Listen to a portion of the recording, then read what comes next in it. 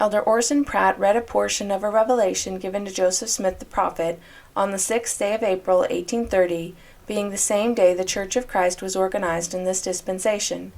This revelation contains a message of salvation that was to be carried to all the inhabitants of the earth, and the inevitable consequences that would follow their acceptance or rejection of the same were that whoever believes and receives the testimony of the servants of God in these days will be saved, and whoever rejects their testimony will be damned. He then spoke of the testimony of the witnesses to the truth of the Book of Mormon. 12 men bore witness to what their eyes saw and what their ears heard.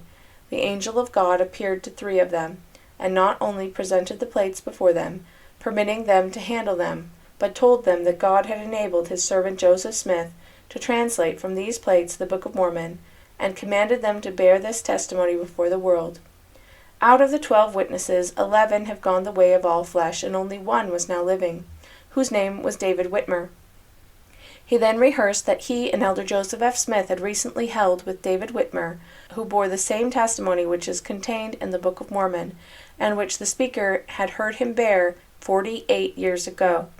The Book of Mormon has been translated into 10 different languages, and the testimony of those 12 witnesses will stand in the day of judgment against all those nations where this work is introduced and they reject it. The message of life and salvation with those witnesses testified to is the same that our elders have carried and proclaimed for the last 40 years among many nations of the earth. He closed his remarks by blessing the congregation in all their temporal and spiritual labors.